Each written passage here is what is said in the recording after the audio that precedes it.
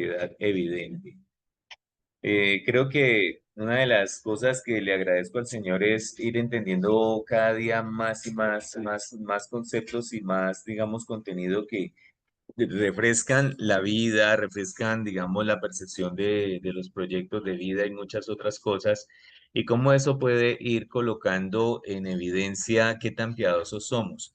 Hay ocasiones en los que podemos considerar que el ejercicio de la piedad o la demostración de la piedad tiene que ver con ciertas conductas y aunque pueden evidenciarlo, en algunos otros momentos las conductas que, digamos, observamos pueden estar más ligadas a un diseño original que Dios ha hecho de cada una de las personas y cómo de manera equivocada en la iglesia nos comportamos casi como los nuevos fariseos de la historia.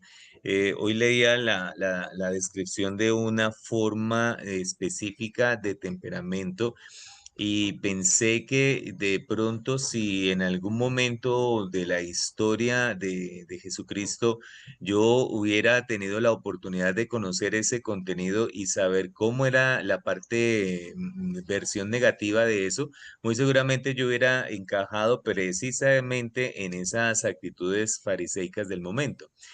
Vamos a leer un poquito sobre la carta de los Romanos, capítulo 12, y el autor dice lo siguiente en estos dos primeros versículos. Así que, hermanos, os ruego por las misericordias de Dios que presentéis vuestros cuerpos en sacrificio vivo, santo, agradable a Dios, que es vuestro culto racional. No os conforméis a este siglo, sino transformaos por medio de la renovación de vuestro entendimiento para que comprobéis cuál sea la buena voluntad de Dios, agradable y perfecta. Regularmente los cristianos conocemos muy bien este versículo y lo promulgamos y lo reflexionamos muchísimo acerca de la renovación de la mente, ¿cierto? Y vamos a darle, digamos, unos aspectos a considerar y luego conectaremos con el contenido, digamos, de cómo es que nuestra piedad debería ser evidente. ¿Qué podemos considerar, por ejemplo? Que Cristo asumió un cuerpo mortal con el fin de hacer la voluntad de Dios en la tierra. Esto es algo interesante, ¿verdad? Y además que es histórico. Y si Él lo hizo, entonces para nosotros sería necesario rendir nuestros cuerpos al Señor de tal manera que continúe su obra en la tierra por medio de nosotros, ya que Jesucristo resucitó, ya que envió al Espíritu Santo a habitar la tierra en aquellos que hemos reconocido al Señor como nuestro gran Rey y Señor, entonces Él puede continuar su obra a través de nosotros, es decir, Él en nuestro cuerpo puede continuar la obra en la tierra. Y precisamente dentro de continuar su obra en la tierra es hablar de nuestro Señor Jesús a otras personas, razón por la cual hoy pude tener la oportunidad de conocer a Andrés Ortiz, que hoy está acompañándonos en la reunión. Y yo quisiera como preguntarle a usted, y lo pregunto es porque yo lo hice, yo me puse a pensar qué tanto mi cuerpo es un instrumento para honrar y reconocer a Dios.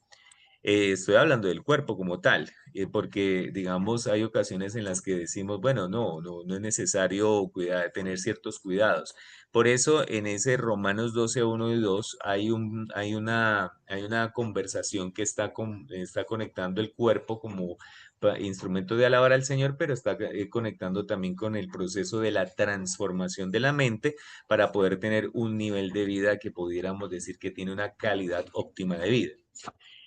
Y así podemos considerar que el entender que nuestro cuerpo es templo del Señor y que el Espíritu de Dios habita en nosotros y que podemos alabar al Señor aún con nuestro cuerpo, entonces podemos vivir un proceso de transformación.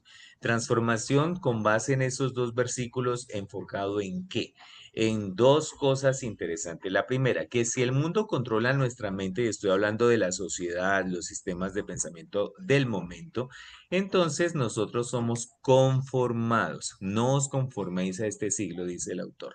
Entonces, y el mundo es atractivo, el mundo es muy interesante. Cada vez hay mayores contenidos, mayores conocimientos. Cada minuto podemos acceder a millones de nuevos datos, nuevas informaciones. Y lo más tremendo es que son tantas digamos, contenidos a los que podemos acceder y tan pocas las posibilidades de verificar la veracidad de ese contenido que es muy, muy poco probable que nosotros no nos sintamos tentados a conformarnos a este siglo. Lo mismo cuando los primeros lectores de la carta a los romanos, ellos se sentían tentados a ser conformados a ese siglo ahora. Pero si Dios controla nuestra manera de pensar, entonces, ¿qué seremos?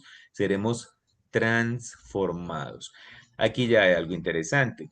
Tú puedes vivir 70 años en la tierra, 50, 40, 30, 20, y de esos 30, 40, 50, 70, ¿cuánto tiempo te conformaste a este mundo? O a partir de qué momento iniciaste un proceso de transformación porque dijiste un día, bueno, Espíritu Santo, controla mi mente y voy a empezar a tomar decisiones con base en lo que el Espíritu Santo de Dios habla a través de la Biblia. Si permitimos que Dios nos transforme por medio de su palabra, nos convertimos en creaciones originales suyas, porque la transformación tiene que tener una base y la base, digamos, en este caso es la palabra de Dios. Creo que una de las normas de vida, y hablo a título personal, es que si la Biblia lo dice, bueno, sentémonos y hablemos, pero si le dice fulano de tal y de pronto salpica uno que otro versículo, entonces yo ya puedo entrar a debatir con mayor profundidad. ¿Usted es seguidor del Señor Jesús o de algún líder que habla de Jesús? ¿Usted es seguidor de la palabra de Dios o de cantidad de bibliografía que mencionan la palabra de Dios? Estas son buenas preguntas porque aún en el contexto religioso yo creo que de las cosas que a mí me apasionan es que si hay alguien que forma parte de los procesos que mi esposa y yo llevamos de promulgar la palabra, es que usted se enamore de la palabra de Dios y que la palabra de Dios transforme tu vida, la palabra de Dios te conecte con el Señor, con la verdad y que realmente todos lleguemos a ser creaciones originales cuando en realidad pareciera que la mayoría de iglesias cristianas el enfoque prioritario es conformar al convertido a la forma de pensamiento de la entidad religiosa a la que pertenece. Y eso también es peligroso porque la historia del cristianismo da cuenta de mil y un errores cometidos por el sector religioso, llámese cristiano o llámese como se llame. ¿Eres transformado por la palabra de Dios? ¿Te estás dejando transformar por la palabra de Dios?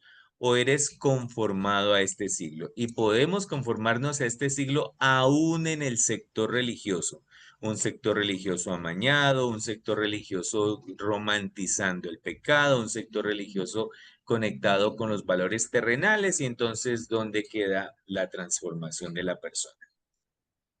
Y si continúa Romanos capítulo 12, los versículos del 3 en adelante dice, digo pues por la gracia que me es dada, a cada cual que está entre vosotros que no tenga más alto concepto de sí que el que debe tener, sino que piense de sí con cordura, conforme a la medida de fe que Dios repartió a cada uno.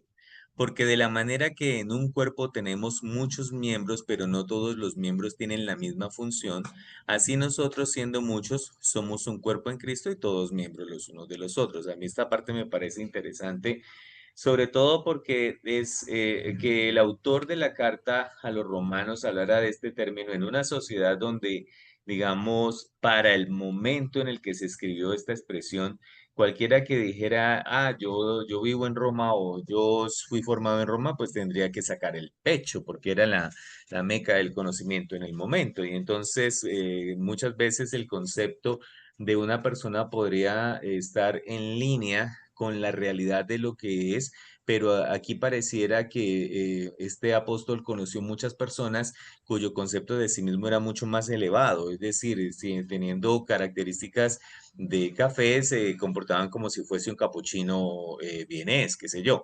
Entonces, aquí, como venimos hablando de la mente, renovar la mente, el tema de una mente que se conforma o una mente que se transforma, pues yo creo que es más o menos el resultado de aquello en lo que ocupas tu mente.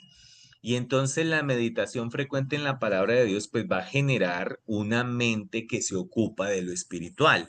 Por eso les estaba diciendo ahorita, ¿usted es seguidor de Jesús o de alguien que habla de Jesús? ¿Usted es seguidor de la palabra de Dios o de cantidad de libros que contienen la palabra de Dios?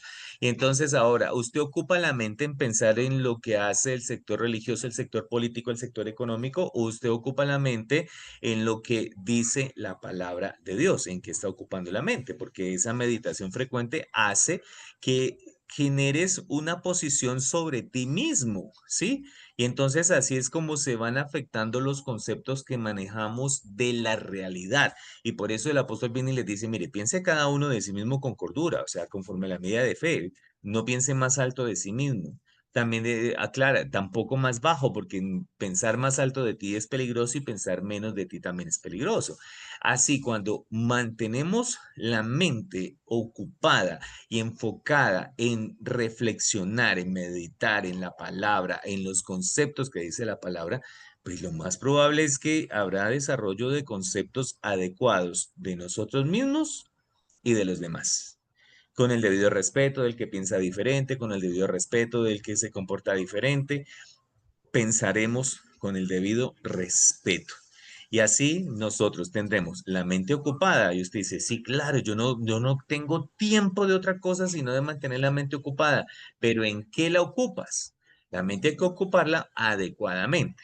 Porque cuando, por ejemplo, tenemos un concepto más alto de nosotros mismos, causamos mucho daño en nuestro entorno. Y lo más terrible, digamos, del orgullo, la arrogancia y la altivez, es que el orgullo, la arrogancia y la altivez se parecen como cuando alguien tiene mal aliento y entonces todo el mundo sabe que tienes mal aliento menos tú. Si yo tengo mal aliento, entonces todo el mundo me percibe el mal aliento, pero yo no me lo percibo, ¿verdad? Terrible. Y entonces el orgullo, la arrogancia y la altivez como que todo el mundo sabe que soy orgulloso, arrogante y altivo, menos no, ay, no, yo me creo el más humilde, pues. ¿Y por qué? Porque seguramente ocupamos la mente de manera equivocada. El concepto adecuado de nosotros mismos, que sea adecuado, permite también el desempeño óptimo de tareas. Bueno, yo soy del tipo de cristiano que le dice a cualquiera no se meta a hacer cosas para lo que usted no está bien preparado porque va a quedar mal y el trabajo va a quedar mal hecho. Puede que haya algún cristiano que diga, no, eso declare que usted sí lo puede hacer y de pronto lo hace. Puede ser que sí. Yo soy de los que creo que debe prepararse primero. Cada creyente tiene un perfil específico de servicio y este se define conforme al desarrollo adecuado de la fe. Ese perfil específico de servicio lo tienes. Por eso hay personas, le aseguro que hay personas que Dios los va a usar de manera poderosa en diferentes áreas y porque tienes un concepto adecuado de ti mismo, porque de verdad no dejes que nada ni nadie afecte el concepto que Dios tiene de ti.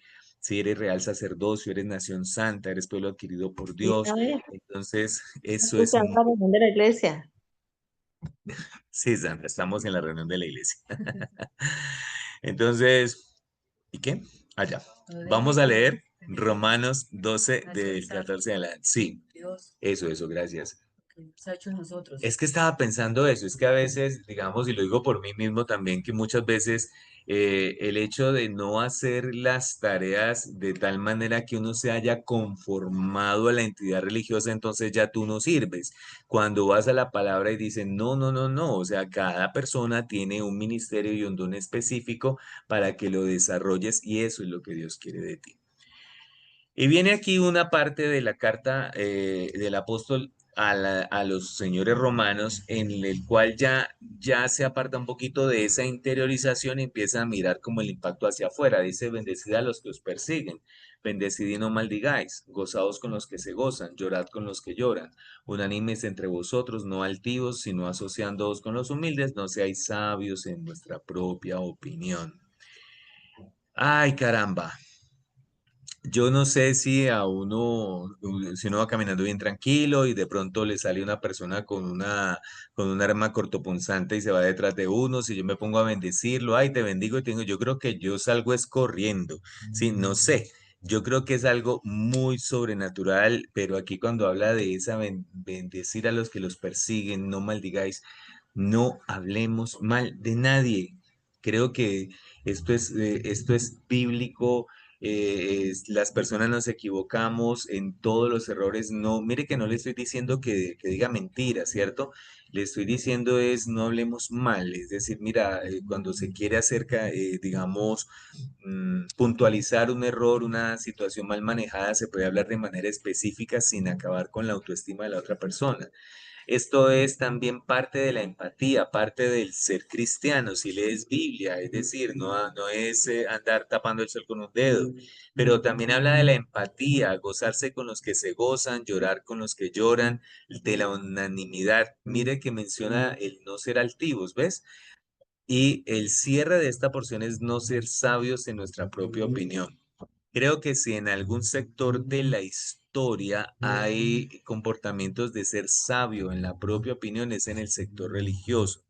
Es de lo que con mayor frecuencia nosotros, los que le servimos al Señor, los que somos pastores, ministros, creo que no hay posibilidad como que hay, o sea, como que no nos portemos como que todo lo sabemos más o menos y que a todo le tenemos respuesta. Tenemos allí un gran desafío en esta carta y es de, ojo, si se está renovando la mente, si te estás comportando, si ya estás reflexionando, pues cuida lo que dices, ¿sí? Cuídalo. Cuida también las emociones, las propias y las ajenas, porque el amor que manifiesta una persona llena del Espíritu Santo es sincero, no es hipócrita, es humilde, no es orgulloso, ¿verdad? Habría que leer Corintios y todos lo sabemos. La espiritualidad nos motiva a respetar los estados emocionales de los demás. Una de las recomendaciones que le hice a Graciela ahora que partió su mamá, yo le dije, mire Graciela, porque algo me decía, no, la gente, pues, que no llore, que porque no sé qué. Por favor, cuando tengas un dolor, expresa tu tristeza, deja que fluya. Creo que eso no está bien decirle a la gente no llore. Las personas, entonces Dios para qué hizo el llanto, pues, o sea, para que Dios dio la oportunidad que nuestros ojos derramen lágrimas y había que guardarlas todas. Es como muy extraño eso, ¿cierto? Hay que respetar las expresiones emocionales, hay que ser partícipes genuinamente de las cargas y de las luchas que viven los demás. Las emociones nunca se pueden convertir en una escala de medición de la fe de ningún seguidor de Cristo. Entonces, porque llora demasiado, ay, no, es que no está espiritual o está muy espiritual. Porque nunca llora, ay, no, es que está muy duro o es que, ay, no, mire, el Señor no lo ha tocado. No, o sea, nosotros no tenemos esa capacidad de meternos al interior de las personas. Una de las cosas que me parece, digamos, muy drásticas en el Nuevo Testamento es esta expresión de Jesús por allá en el huerto antes de que fuera preso y todo esto. Padre, si quieres, pasa de mí esta copa. O sea, es muy claro, ¿no? Sabes que me gustaría que pases de mí esta copa, pero no se haga mi voluntad, sino la tuya. Señora, entonces, ya, chao, chao, bendiciones. Se portan bien. Bueno, señor. Entonces, si quieres, pasa de mí esta copa. No se haga mi voluntad, sino la tuya. No sé el tipo de oración que hacemos los cristianos cuando damos órdenes a Dios, ¿sí? Entonces, no sé, eso a mí siempre me ha inquietado. Pasa de mí esta copa, no se haga mi voluntad. Entonces, aquí, como el tema es la evidencia de la piedad. Vemos en Jesús que Él va y se postra siendo una persona que vivió a plenitud todo el proceso de formación en su fe y cumplió todas las fiestas y estuvo en todo. Pero mire cómo el Señor, aún en esto, le dice al Señor, no se haga mi voluntad. ¿Qué podemos nosotros intuir? Mire, la fe no se cristaliza por medio de prácticas religiosas. Ahora, ¿por qué les digo esto? Porque junto con Jesús estaban otros que habían cumplido las mismas vainas, las mismas fiestas. ¿Y dónde estaban durmiendo? Y el que le dice, hola, ustedes no pudieron orar conmigo ni una hora, hola, pero qué vaina, ¿sí? Y entonces estaban durmiendo, o sea, las prácticas religiosas no son evidencia de una fe profunda. Jesucristo deja un claro ejemplo de fe como una experiencia de declaraciones, pero que cobran vida. No se haga mi voluntad, sino la tuya. Y entonces le dice Dios, ah, ok, mi voluntad es que mueras en la cruz, vayas al infierno. Él dice, listo, y extendió los brazos en la cruz. Entonces, con razón es él el que pudo hacer eso, porque una persona como yo le digo, ay, no, qué pena, aplacemos esta vaina.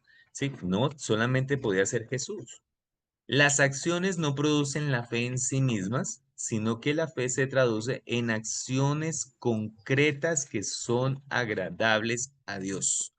Ojo, dicho de otra manera, la fe no es por obras, pero sí es para obras, ¿de acuerdo?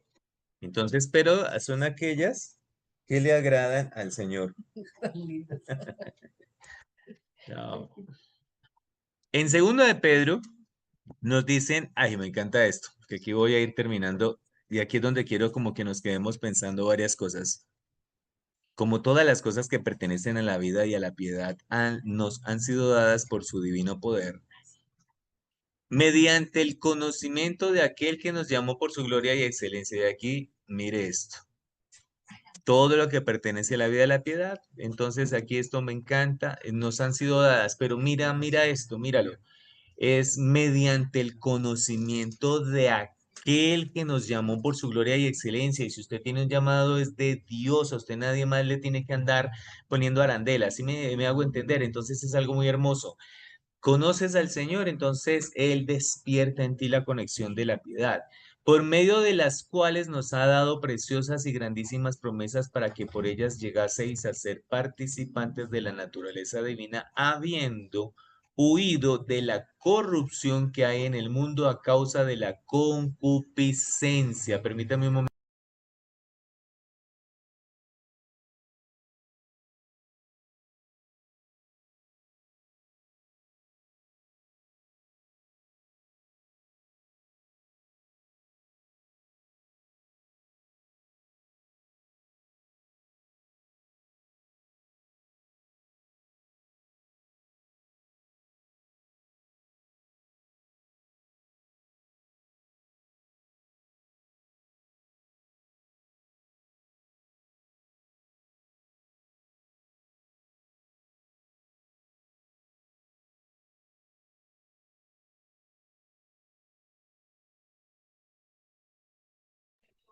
Bueno, perdónenme en esta y las próximas, ¿listo? Ok, estábamos leyendo acá. Me encanta esto. Habiendo huido de la corrupción que hay en el mundo a causa de la concupiscencia. Entonces, iglesia, nosotros queremos tener una piedad evidente. Yo digo, sí, sí.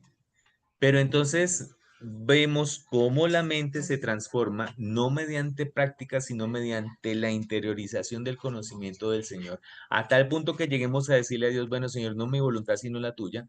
Y viene aquí este señor Pedro y envía estas cartas. Y el que estuvo allí con Jesús, que lo negó, bueno, todo esto dice vosotros también poniendo toda diligencia, por esto mismo añadid a vuestra fe virtud, a la virtud conocimiento, al conocimiento dominio propio, al dominio propio paciencia, a la paciencia piedad, a la piedad afecto fraternal y al afecto fraternal ¿qué? Amor. ¿Quieres una piedad evidente? Sí. ¿A dónde te tiene que llevar todo conocimiento de la Biblia? Al amor. Porque si estas cosas están en vosotros y abundan, no os dejarán estar ociosos ni sin fruto en cuanto al conocimiento de nuestro Señor Jesucristo. Pero el que no tiene estas cosas, tiene la vista muy corta, es ciego, habiendo olvidado la purificación de sus antiguos pecados. Mira pues, iglesia, entonces si añades todo eso, hay algo interesante y es que no habrá tiempo de estar sin hacer nada. Y quiero terminar mostrándoles esto entonces. Hablamos de piedad evidente, listo. ¿Cómo empieza nuestra piedad? Mediante el conocimiento de Cristo. ¿Lo conoces? Ah, ¿estás preparado para recibir qué? Entonces cualquiera dirá los milagros, las sanidades. Sí, eso forma parte del paquete. Pero entonces vas a recibir las cosas que pertenecen, ojo, a la vida y a la piedad. ¿A la vida de quién? A la tuya. Porque es que a veces en las iglesias uno se porta como que uno oyó en una prédica y uno dice, ay, siquiera se conectó Julián López. Porque todo le cae a Julián López y es que ese muchacho me tiene tan estresado. Uy, no, ese muchacho. Ojo, a la vida y a la piedad, ¿a la vida de quién? A la vida tuya, sí, ya te estoy viendo, Julián.